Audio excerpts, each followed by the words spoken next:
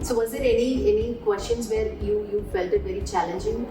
Yes, there were a lot of questions wherein you have to, because our digital industry is so creative that you cannot be same, or you cannot be like a mediocre kind of a person. Hi Sakshi. Hello ma'am, how are you? I'm fine. I'm good too, ma'am. Good. Great. Well, so if you can just tell me something about you. So about me, if I have to say, is I'm like a full happy-go-lucky girl who's like always enthusiastic about everything and wants to like learn more. And if I say academic-wise, I just finished my PGDM in digital marketing from ITM, and career-wise, we've just started our career at IDFC as team lead for social media. So that is a new experience that I'm looking forward to. And apart from that, yeah, life is just been amazing. It's just like a fun roller coaster. Our family, it's me, it's my parents, my granny, born and brought up in Bombay or through Mumbaikar, as they say. And yeah, I just spent all my life here. No plans on leaving the city anytime soon. And your undergraduate? So my undergraduation, I did it from Arya Podar College. I did my BMS in marketing. Okay. And actually that is exactly where my digital journey started. Okay. So in our second year, we were supposed to do summer internships, and I was just looking around and I asked a couple of people like, do you all have any internships or any contacts? And one of my family friends, she knew somebody who had their own digital startup. So she said, I can put in a word for you, go give an interview and see how it goes. And I went, nervous completely. First interview of my life, don't know what to expect out of it.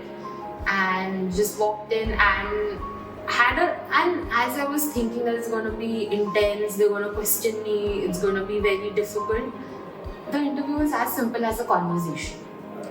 So it was there amazing. any technical questions? Yes, there was definitely technical questions. I had a certain idea of it because we had digital marketing as a subject in our course that time as well.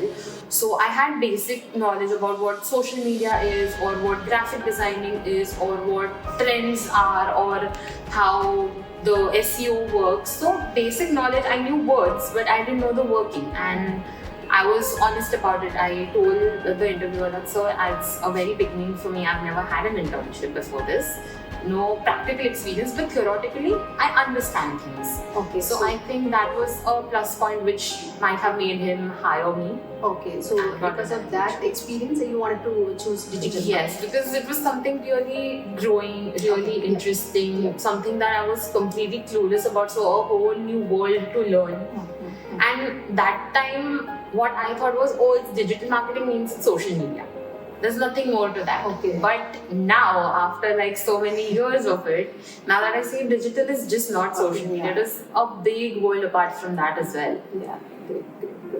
So if you can just tell me something about your 5 months internship, how many number of companies you applied, the kind of questions you received. Was there anywhere where you got rejected? What is that, that you got rejected? If you can just... So my 5 months internship was very, the application of it was very different because I was on the hunt for companies through campus, outside campus, I was hunting everywhere. And then this particular agency, their ad just popped up and they were like, we're having walk-in interviews, so you can just bring your CVs, do a walk-in interview, and if you like, we'll give you a job. So I just went, I took my resume, I went with a friend, I was like, chalo, you get your bike, we'll drive to Andheri and let's go. So we went there and I was sitting there anticipating when I will be called, what role they will give me. Because it's a big agency, so they had, and me specifically. What's the company name? So the name of the company was So Cheers. It's one of the topmost companies right now, agencies right now.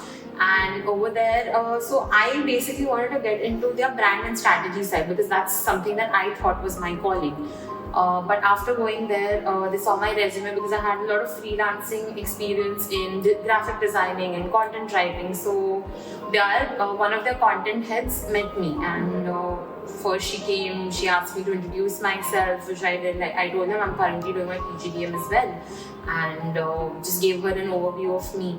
So she was like, that's amazing. And then she just started asking me about what type of brands I like, why do I want to do content marketing, do I have the knack for it, can I think outside the box. So Again, like the first interview, this interview was also more conversation based. So literally me and the interview, after like 5 minutes of it, we like, let's not have an interview, let's have a conversation, because she was a Bollywood fan, I was a Bollywood fan, we've been in the industry for so many years, so many brands to talk about.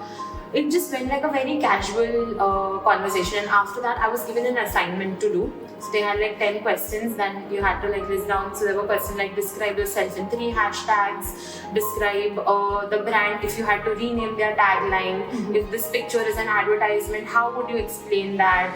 So it had a very interesting way of assessing people over there, and I waited, they gave me lunch, they're like, wait, we'll let you know, and within like 15 minutes of it, they're like, you're selected.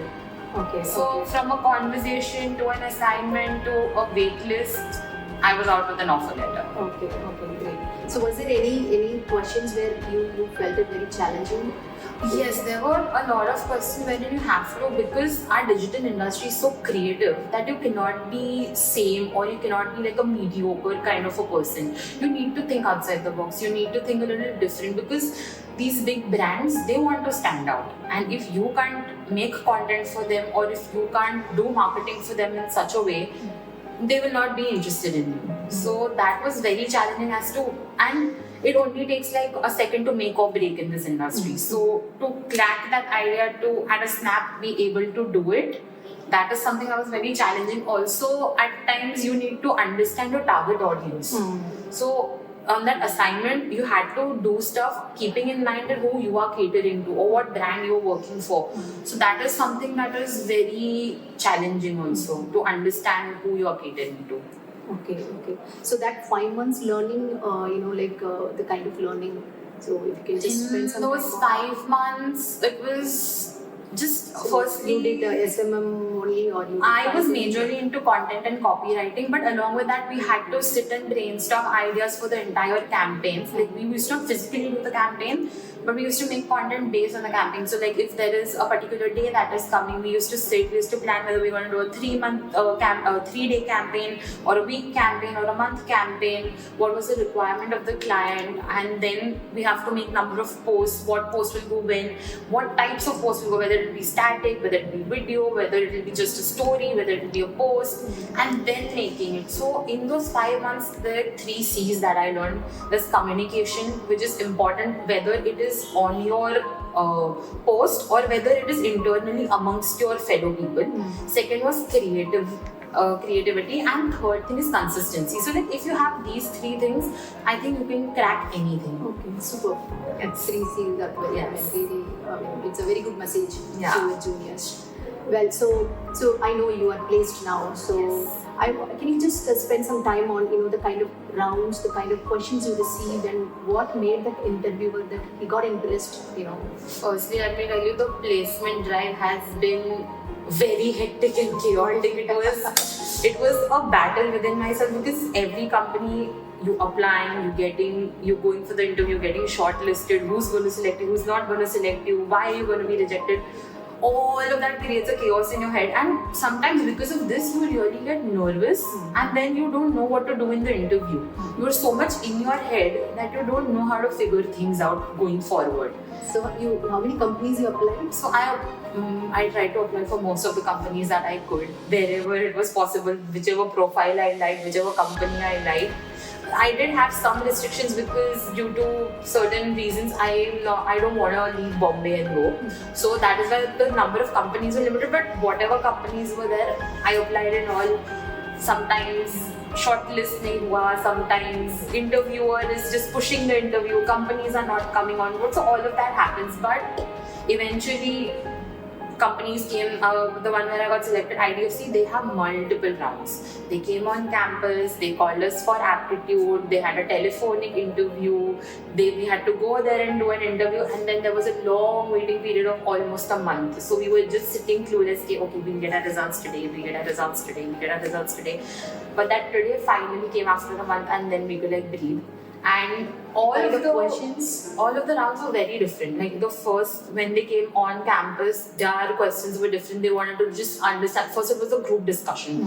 So sitting with those candidates who are your friends and now soon to be your competitors. So we're sitting there. We had a group discussion. After that group discussion, we had to sit back and we had a personal interview. Before that, also we had one round of aptitude tests also. So then multiple tests that question and reason you on every. Aptitude is attending your knowledge, the group discussion is attending your communication, your personal interview. It was morely like an HR personal interview. So there was not much of technical questions, but they wanted to know and assess you if you were put in situations or if you were taken on board, how you're working. Would Any be like such questions? so they were like, since it was a profile of ORM and social media, so they told us if a client is angry at you and how would you conduct yourself, like you will have to be patient. So I told them like, you'll have to be patient, you'll have to understand what psychology they are coming from, what problem they are facing, whether it is a simple problem that you can assess over a message or you need to pick up the phone and have someone assist them. So in that situation, you have to be really smart and hands-on. So questions like these, I think, are interviewers' favorite. Everyone thinks their favorite question is, tell me about yourself or what will you do in 3 years or 5 years.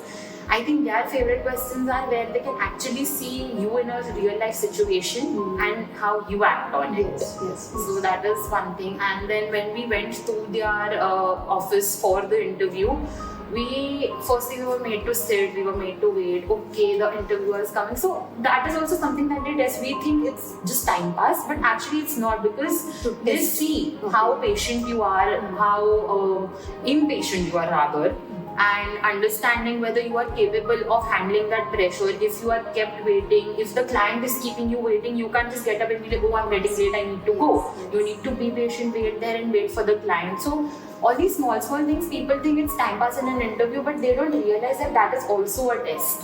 That is also how they are assessing you. And then we were called in. First the HR spoke a little to us, then we brought in their senior social media director. So he was there to talk to us. They were asking about whether I know about the competitors, whether I know about the brand, what IDFC does or who their competitors are, what services they provide. Then they ask questions about what from this profile are you excited about or what are you looking forward to. Since this was mostly of an ORM profile as well, so they were like, it's going to be a 24/7. Are you ready for that? What if you have a morning shift? If it's from 7 to 2, will you be able to work? How will you travel? So all these small things they want to understand. Which somewhere in that you were able to feel that that's where there is a positive sign that you will get selected. Yes, because sometimes when you answer a question, they question you more on it and they try to go in depth and dig and you don't have to stop yourself, you have to keep on answering them, and in the most unique ways that you can. The minute you stop, there is a pause in your communication, they understand that, oh, wait a minute, I don't think they are suitable. But if you are going with the flow, they are questioning you, I think that conversation is what makes you realize, okay, I've had a good conversation with them, they like me, I like them. It has to be a two-way thing. It can't just be like them liking you but you not liking the profile, then doesn't make sense. But you liking the profile, you liking the company but them not liking you, that again doesn't make sense. So it has to be a two-way thing and it has to be to everyone's liking. Okay, so any message for your juniors, especially for in digital marketing? First thing, be updated. Keep on studying about it. Keep on understanding what is going on in the industry, what the topmost brands are doing, what the topmost agencies are doing. Keep yourself updated throughout. Secondly, consistency. Do whatever you're doing, be consistent in it. If you're doing a particular thing, if you're doing social media, don't think, we'll just do social media for 3 months, then we'll do something. It is good. You should explore, but once you know it is for you, then make sure you are consistent and then you grow. And then lastly, along with all of this is a very important aspect of a work-life balance.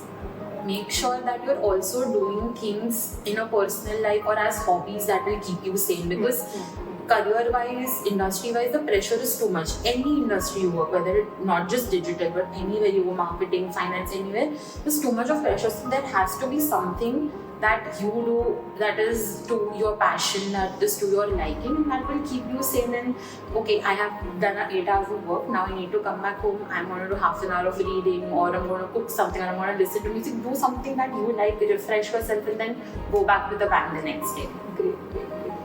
Good. So thank you so much, Sakshi, and all the very best. Thank you, ma'am. Thank you so much. Great. Yeah.